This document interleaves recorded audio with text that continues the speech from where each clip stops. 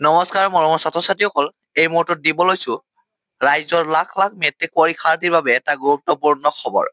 মৰমৰ ছাত্ৰ-ছাত্ৰীসকল, আজিৰ ভিডিঅ'টোত আমি বিশেষকৈ আলোচনা কৰিম এইবাৰ কিমান পৰীক্ষাৰ্থীয়ে পাছ কৰিব আৰু কিমান পৰীক্ষাৰ্থীয়ে ফেল কৰিব। লগতে তোমালোকক কেইটা বিষয়ত কিমান নম্বৰকৈ গ্ৰেছ মাৰ্ক দিয়া হ'ব আৰু সমাজ বিজ্ঞান বিষয়ত সকলোকে পাছ কৰাই দিয়া হ'ব নে নাই, এই সকলোবোৰ তথ্য আজিৰ এই ভিডিঅ'টোৰ জৰিয়তে তোমালোকে জানিব পাৰিবা। গতিকে ভিডিঅ'টো প্ৰথমৰ পৰা শেষলৈকে চাবা।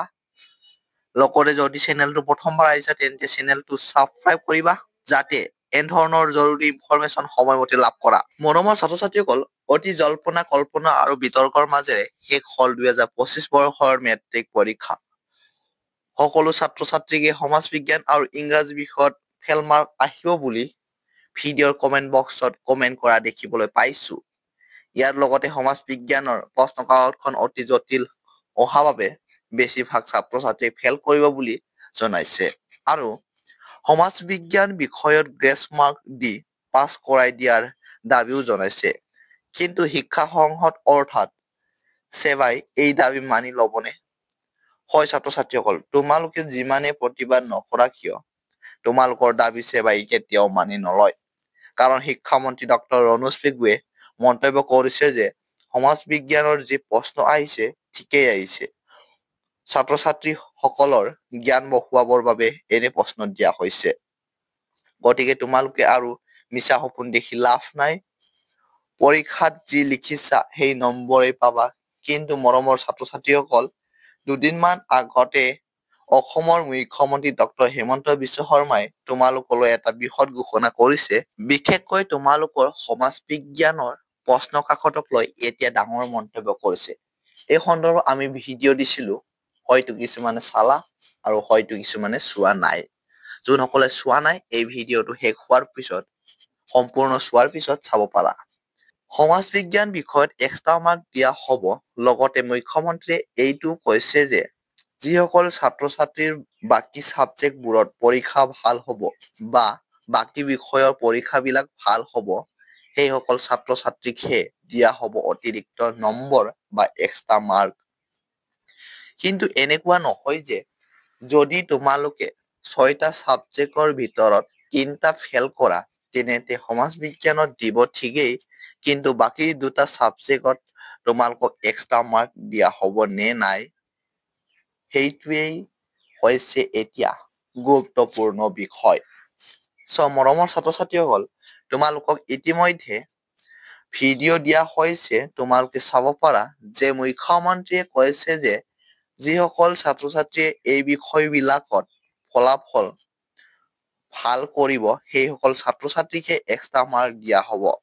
কিন্তু এটা কথা মন কৰিবলগীয়া বিষয়টো হৈছে যে আমাৰ শিক্ষা বিভাগৰ যিটো গ্ৰেছ মাৰ্ক দিয়াৰ ব্যৱস্থা এইটো আগৰ পৰাই আছে।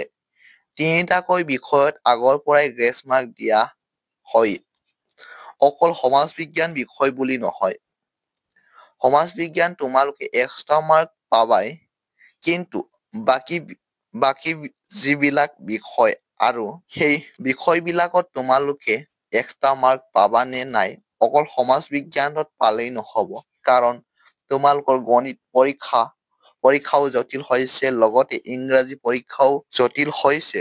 গণিত সেইবিলাকতো তোমালোকক এক্সট্ৰা মাৰ্ক বা গ্ৰেছ মাৰ্ক দিয়া হ'ব নে নাই, এইটো হৈছে গুৰুত্বপূৰ্ণ বিষয়। কাৰণ সকলোৰে পৰীক্ষা ভালেই হ'ব বা 5টা বিষয়ত যে পাছ কৰিব আৰু সমাজ বিজ্ঞানত যে ফেল কৰিব এইটো নহয়। গতিকে বাকী ছাবজেক্ট বিলাকত তোমালোকৰ ভাল ফলাফল দেখুৱাব লাগিব, ভাল নম্বৰ তোমালোকে পাব লাগিব, তাৰ পিছতে তোমালোকক দিয়া হ'ব গ্ৰেছ মাৰ্ক। 3টা বিষয়ত তোমালোকক আগৰে পৰাই গ্ৰেছ মাৰ্ক দি আহিছে। তোমালোকক বিশেষকৈ 5-6 নম্বৰকৈ এটা বিষয়ৰ গ্ৰেছ মাৰ্ক দিয়া হয়। বিশেষকৈ তোমালোকৰ গণিত, ইংৰাজী বিজ্ঞান, যিহেতু তোমালোকৰ গণিত আছে তোমালোকক গ্ৰেছ মাৰ্ক দিয়া হ'ব। লগতে ইংৰাজী বিষয় আৰু লগতে তোমালোকৰ গণিত বিষয়টো আগৰে পৰাই গ্ৰেছ মাৰ্ক প্ৰদান কৰি আহিছে। বিজ্ঞানতো তোমালোকক দিয়া হ'ব গ্ৰেছ মাৰ্ক। এনেকৈ 3টা বিষয়ত গ্ৰেছ মাৰ্ক আগৰে পৰাই দি আহি আছে আৰু এইবাৰো দিব। কিন্তু সমাজ বিজ্ঞানত তোমালোকক এক্সট্ৰা মাৰ্ক প্ৰতিজন ছাত্ৰ ছাত্ৰীকে দিয়া হ'ব। দিয়াৰ পিছতো যদি তোমালোকে গণিত বা ইংৰাজী বিষয়ত ফেল কৰা, তেনেহলে তোমালোকে আকৌ গ্ৰেছ মাৰ্ক তোমালোকে 4-5 নম্বৰলৈকে এটা বিষয়ত লাভ কৰিব। মৰমৰ ছাত্ৰ ছাত্ৰীসকল, এতিয়া আহো তোমালোকৰ নম্বৰৰ ফালে। সকলোৰে মনত কেৱল এটাই প্ৰশ্ন যে কিমান নম্বৰকৈ গ্ৰেছ মাৰ্ক দিয়া হ'ব। আমি ইতিমধ্যে আলোচনা কৰিলো যে এটা বিষয়ত কিমানকৈ গ্ৰেছ মাৰ্ক দিয়া হয় বা দিয়া হ'ব। এনেকুৱা নহয় যে তোমালোকে 5টা বিষয়ত পাছ কৰিব, অকল সমাজ বিজ্ঞানত ফেল কৰিব, তাৰ কাৰণে তোমালোকক এক্সট্ৰা মাৰ্ক দিয়া হ'ব। কিছুমানৰ 4টা বিষয়ত বেয়া হ'ব পাৰে, 3টাও হ'ব পাৰে, হয়তো কিছুমানৰ এটাও হ'ব পাৰে। তোমালোকক মুঠ গ্ৰেছ মাৰ্ক দিয়া হ'ব 15 নম্বৰ। গতিকে এটা বিষয়ত তোমালোকে 5 নম্বৰলৈকে গ্ৰেছ মাৰ্ক পাবা। যদিহে এটা বিষয়ত 27 নম্বৰ পাবা, তেনেতে 30 নম্বৰ হ'বলৈ কিমান নম্বৰ লাগে? 3 নম্বৰ। সেই 3 নম্বৰ তুমি গ্ৰেছ মাৰ্ক হিচাপে পাবা। ঠিক তেনেদৰে সকলোবোৰ 3টা ছাবজেক্টত এনেকৈ মিলাই গ্ৰেছ মাৰ্ক দিয়া হয়।